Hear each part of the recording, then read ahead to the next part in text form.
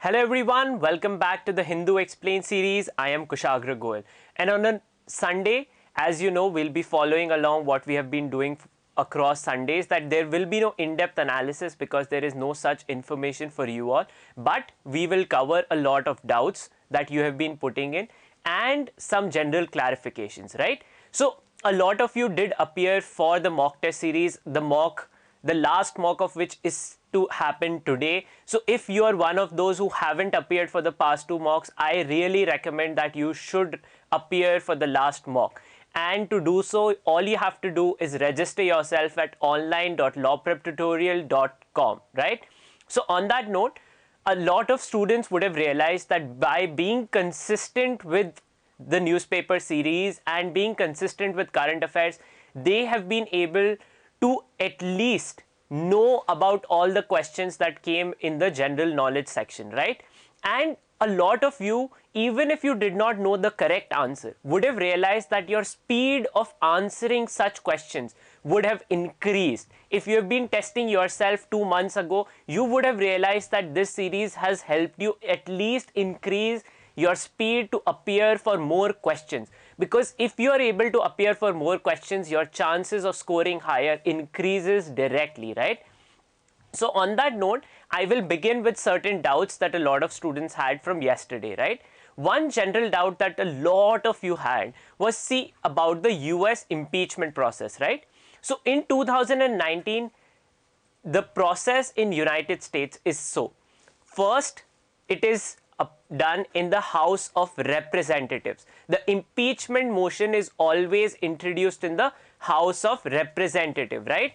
And in 2019 also the same was followed. Then it was sent to Senate, where it was not approved. So Donald Trump was impeached in the House of Representatives but not approved by the Senate. So yesterday when we discussed the constitutional provision of the US Constitution, it stated that impeachment has to be approved by the US Senate. Because that approval was not there, he had carried on, right?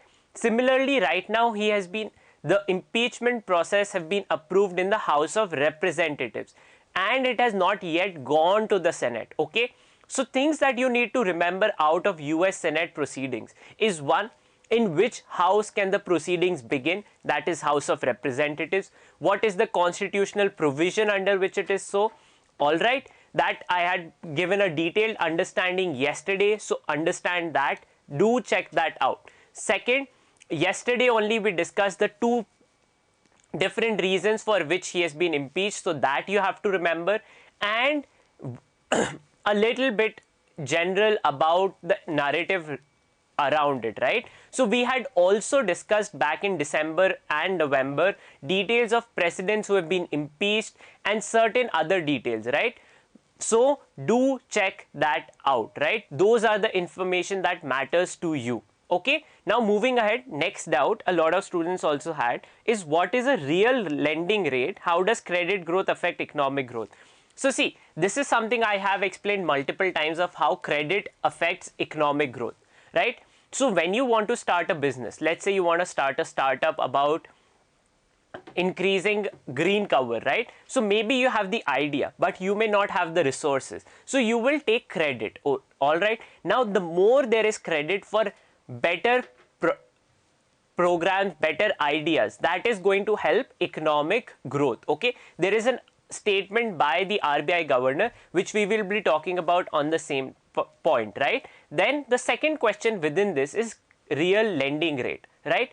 So what is a lending rate? Let's say that I want 100 rupees from you. You said, okay Kushagra sir, you take 100 rupees, but while you gave me back 100 rupees, you also have to give me 10 rupees as interest. This is something you have to pay back in 30 days. Now another student comes up and says, Kushagra sir, you take 100 rupees but you have to give me 50 rupees as interest. So that is the gap, right? Now what is the cost of lending with one person? That is 110, with the other person is 150, right? Now similarly, RBI sets a lending rate, and then it is on the banks to decide at what lending rate they will give loans to the people. So RBI sets the minimum one, then banks set up their own above that, right? Based on how much income they need with regards to their expenditure from maintenance of accounts, different branches, salary, all of that. So it is through this interest income that banks earn their money, right? So that is why there is a gap. RBI sets different lending rate, the bank set different. That is why you have to compare, right? Which bank is giving most attractive credit for you all when you buy a car, when you take a home loan or any other loan. So you compare. That is why that is the real difference between cost of lending. All right. Moving ahead, another interesting question was, what are proxy wars and how is it going to benefit or affect a country? Proxy wars are sponsored wars. So for example, Pakistan's official policy vis-a-vis India is to make us bleed by 1,000 cuts. So Pakistan has fought three full-fledged war and one almost war with India and has lost all four of them: 1948, 1965, 1971 and 1919, right? 1999, right? In all the four wars, Pakistan lost, thinking it could win the war, right? So now Pakistan must have realized that, see, it cannot defeat India in a man-to-man war, right? A full front war is something Pakistan realizes it cannot win. So what it does, it sends terrorists. It sends, for example, in 26/11, it sent 10 terrorists, killed a lot of people in Mumbai. Then in Pulwama attack, there was a suicide bomber, right? Suicide bombing truck. So these are different kinds of methods. Similarly, different countries also use. So when such events, state-sponsored terrorism or events that are sponsored by one country, those kinds of violent events are known as proxy war, where the person who is carrying out the violent attack is not actually a army person, right? Or traditionally the country going to war or declaring that they are going to a war, but using proxies, that is mercenaries, terrorists, or nowadays what you can do is also do digital warfare, right? Leak data of people or threaten them. So all those kinds of events are known as proxy wars, okay? Now it depends on foreign policy of one country or the other of how it affects or benefits them. Generally, violence is bad for humanity is what I will say, right? Moving ahead, another question that a lot of people also had, the Nizamuddin Markaz episode, see, that was Tablighi Jamaat event that had taken place where the media, it has been confirmed by the Supreme Court and different high courts that it was trying to fag religious tensions between Indian community, all right. There was a congregation that was declared, then that became a COVID hotspot. Mainstream media reported it as the virus in a more religious sense or giving it a religious color, which was incorrect is what the courts have stated, right? The next is about UP ordinance. A lot of you keep on having this doubt, right? I have told you, explained you multiple times what is the ordinance. A ordinance is an exception to a legislative law valid for 6 months until the House approves it. So as of today, it is an ordinance in force, okay? It has not been approved or rejected by the House.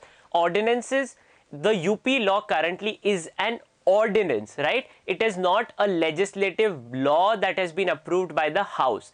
I have explained you multiple times, ordinance is an urgent law that is passed by the executive as an exception when the House is not in session, because the House, the legislature has the real responsibility of approving a law, right, or making laws. But when the House is not in session, but you need an urgent law, so similarly Uttar Pradesh government has realized that there is an urgent need and therefore they have brought that ordinance in, right? Now each ordinance only has 6 months as its timeline. So as of today it is still an ordinance and it is not approved by the legislature. If it is approved by the legislature, then it becomes a real law. The courts have not decided on the constitutionality of that law also, okay? So clarification for you all once again, it is still an ordinance, all right? Now, a lot of you apart from that had some general questions, right? So one general question a lot of you had when about the mock test, right? So if you know the answer, do you need to read the passage? Now that is a very direct question, that see, if you know the answer, then why do you have to read the passage, right? if you know a direct answer, just do it there itself. Back yourself to know the correct answer.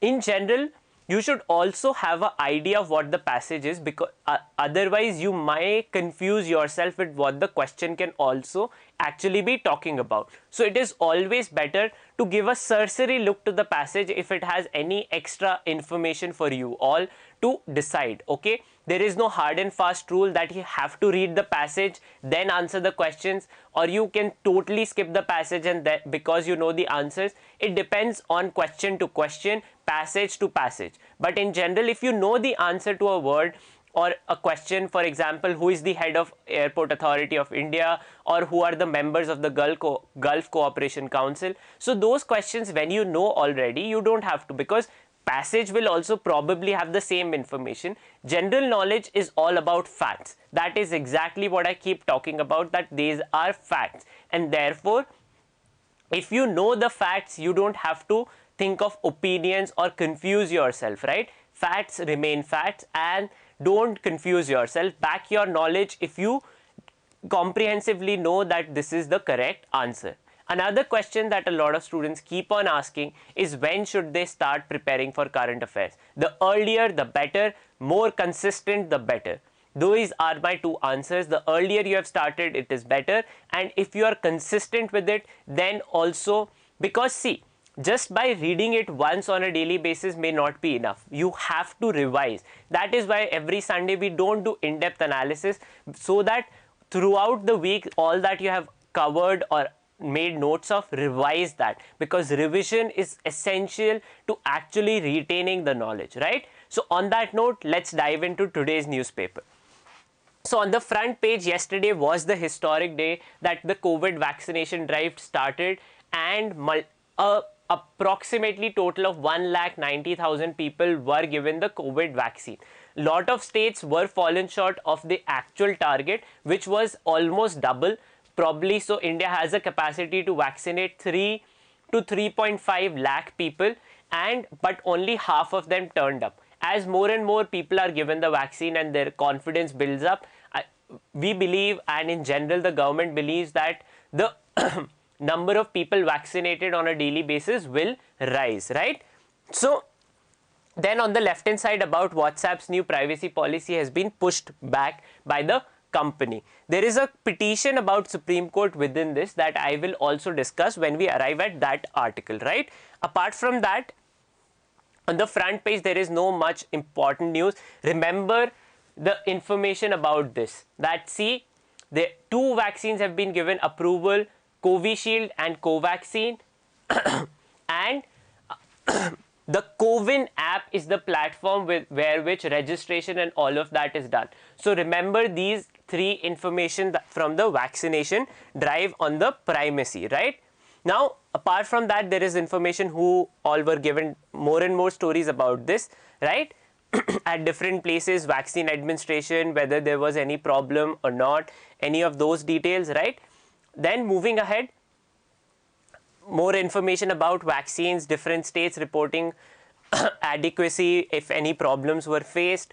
And then yesterday, Home Minister Amit Shah laid down foundation laying ceremony of the Rapid Action Force at Bhadravati in Shivamogga district in Karnataka. So this is a special force to deal with riots and law and order situation as part of the CRPF. Okay, so this is foundation laying ceremony for this unit in Karnataka. That is the only specific news. All right, then apart from that, on the left hand side, Prime Minister, the statement from the Prime Minister that vaccines are safe, don't worry about them, and there were no adverse events also related to that vaccines yesterday. So that is something of a hearty for all of us, right? Then apart from that, this is the chart here given of how many people were vaccinated on per lakh basis in different states, right? So as almost nearly 2 lakh is something that I told you, right? And then moving ahead, see, this is a statement here about traders' body moves Supreme Court over WhatsApp's new privacy policy, right? So a body of Confederation of All India Traders approached Supreme Court to seek a direction to stop sharing of data. Now, why do we need court intervention? They have, in this article you will note that a European case have also been cited. Now the difference is Europe has a privacy law, a data protection law, that what kind of data can companies share with different individuals. India does not have such a law yet, right? We have a fundamental right to privacy, but how and it applies to different countries or different companies is not clear in India. So that is something that is why we need ad hoc court intervention to protect our privacy data. WhatsApp is the biggest messaging app that is used by Indians across the country, and private data sharing by WhatsApp would have threatened that. The company has delayed it, so therefore the threat as of today has allayed, but it becomes paramount that India also comes up with a similar law. The European law is known as GDPR, right? I will not confuse you with more information because that is not in the realm of information that is relevant for you all today. Now, on the left hand side, a lot of you also asked questions about this, that how could information of WhatsApp chats be filed in the charge sheet, right? So, the information of this conversation that has become more of the headline news between Partho Dasgupta, who was the former CEO of BARC, which is the agency that provides TRP ratings, and editor-in-chief of Republican TV, Arnab Goswami, is because phone of Partho Dasgupta was confiscated by the police.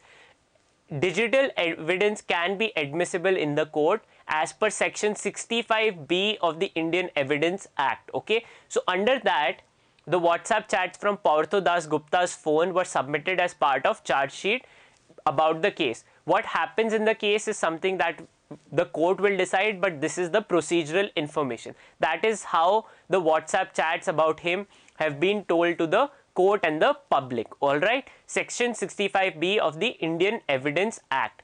And so if you have any doubts about that, don't worry, because you will not be asked about criminal trial which is ongoing. It has not been confirmed, but chats have been found. Whether the court actually admits them, all of that is for a later day. But I have clarified the doubt how it produced them before the court. Okay. Then moving ahead, yesterday Foreign Minister of Nepal has been in India, Pradeep Gayabala, and he's been trying, you know, in CLAT 2020 a question with India-Nepal border dispute came. All the events mentioned here were related in that question. So therefore these border disputes become equally important. He came to India to allay the fears, smoothen the ties between India and Nepal, which have been rocky in 2020. All right. Then apart from that, moving ahead, on the left hand side, Niti Aayog denies RTI request on CM's panel on agriculture. What is this panel name? It is Niti Aayog's Committee of Chief Ministers for the Transformation of Indian Agriculture. The last meeting of this panel was on September 2019. Right? Now this is, why is this in news, is because the central government before the Supreme Court stated that, see, for farm bills deliberations had taken place and multiple CMs were part of this.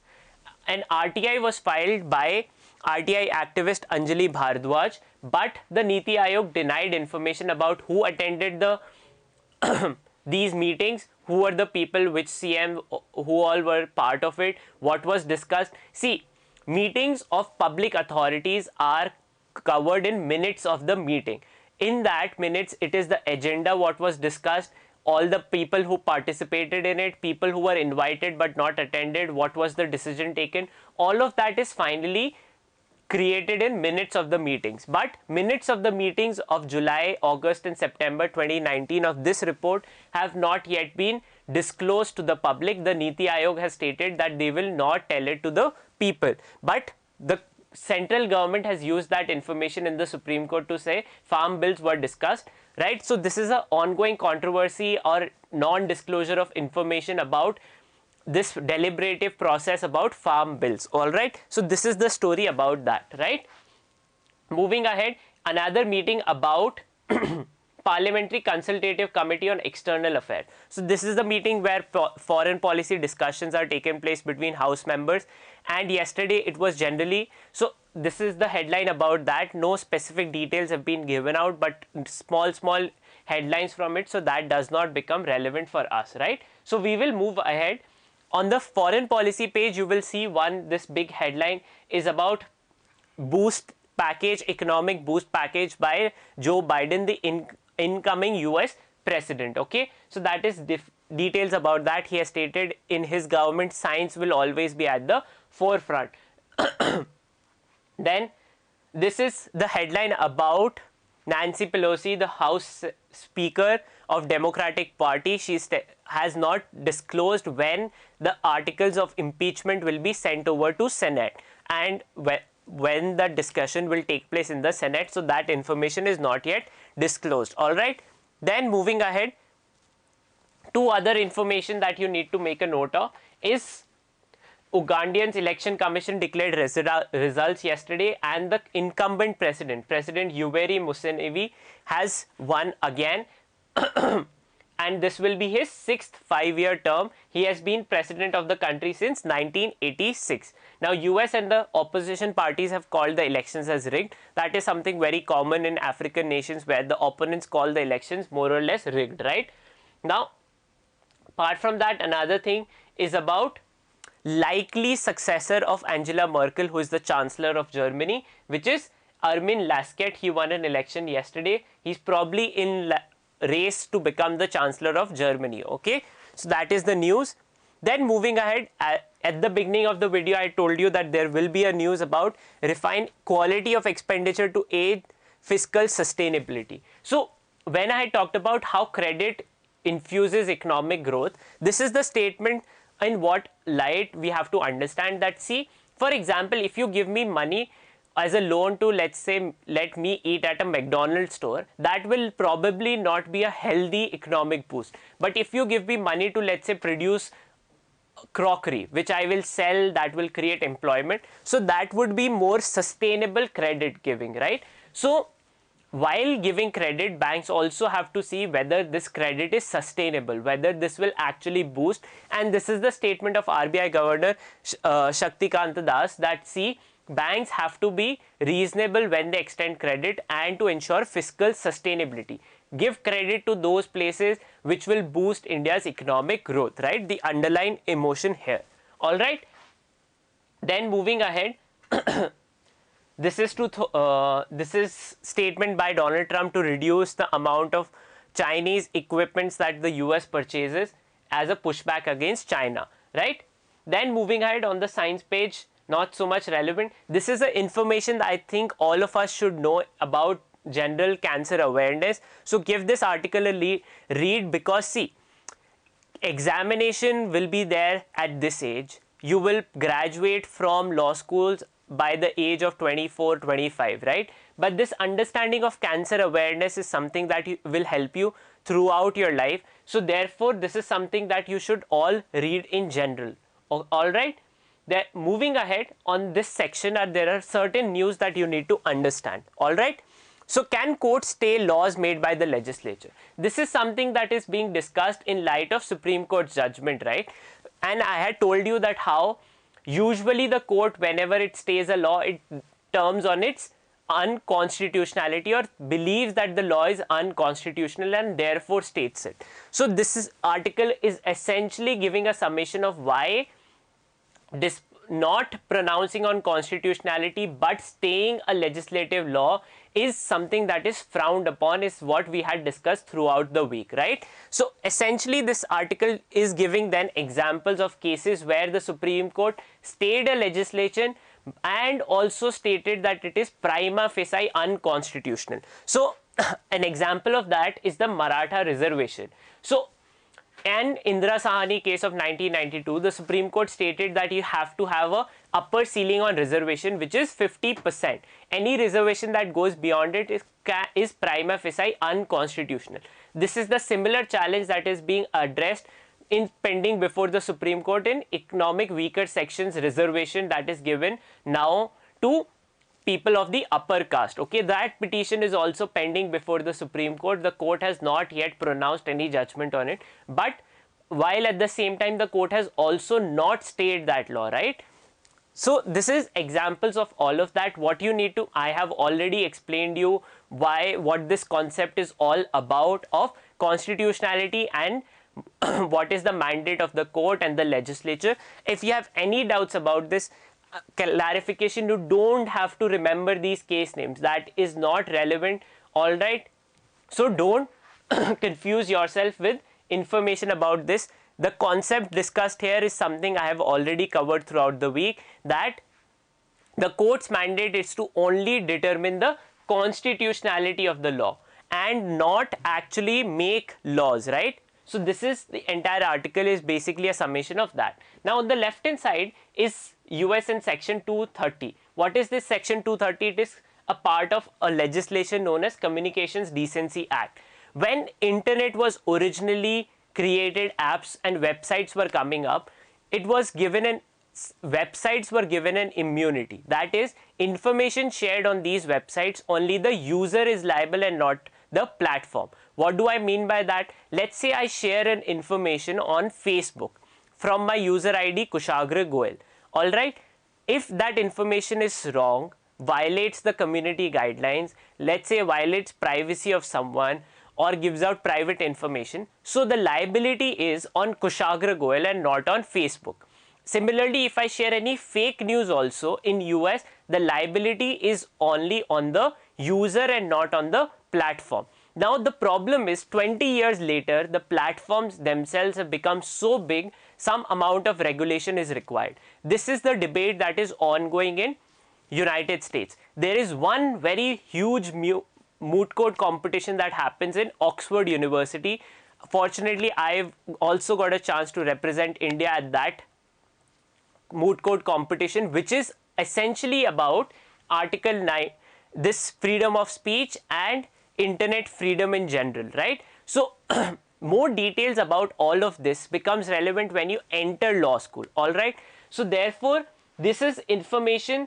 The story is about liability of platforms vis-a-vis individuals. So let's say that someone shares fake news on the Facebook, but Facebook also promotes it or makes money out of it by, let's say I tell Facebook, I am giving you this much money, promote my fake news. So now Facebook is making money out of fake news, which is causing violence. So in Capitol Hill violence on January 6th, a lot of fake news was spread on Facebook in different groups, and that led to a higher tension in the US society. So the conflict is that why shouldn't platforms be liable in a limited sense?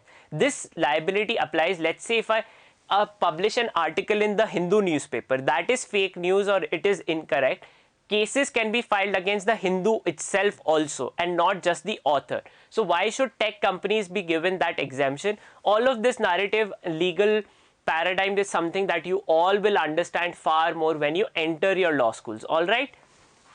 Then apart from that, this is about trans fat and why. So the news was India will reduce the percentage of trans fats to 2% by 2022 in oil and fats, but now the demand is that it should be in all foods because of the health risk that trans fats create, which is in India approximately 77,000 people die every year because of trans fat related illnesses, right?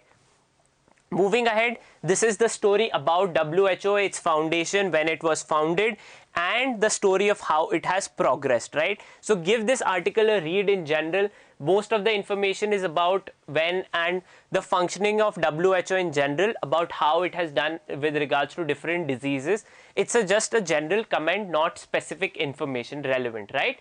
Then on the left hand side, this is boots on the ground. This is the National Guard that will guard the Capitol Hill on January 20th when the inauguration ceremony of Joe Biden will take place, to prevent another violent event on Capitol Hill in light of January 6th violence. All right.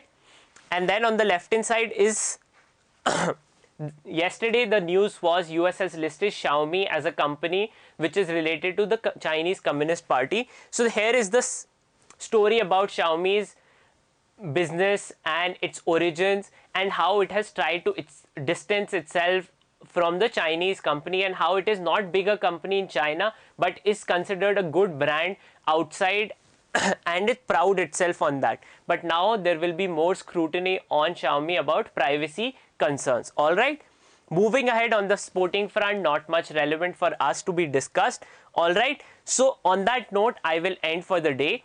Another update from Law Prep Tutorial is that check out our website, physical classes for different courses about current affairs and crash courses for CLAT 2021 and foundation courses for CLAT 2022 have begun on our physical center. So if any one of you wants to enroll to physical classes, visit our website or visit any of our centers for information, which is available in the description box, because as cases have receded, the government has relaxed and physical classes on a limited scale can resume. So if you want to take higher guidance to achieve your goal for CLAT 2021 or 2022, visit our physical centers and enroll yourself at Law Prep Tutorial. Thank you so much. Have a safe week and do revise all the general information that we have covered throughout the day.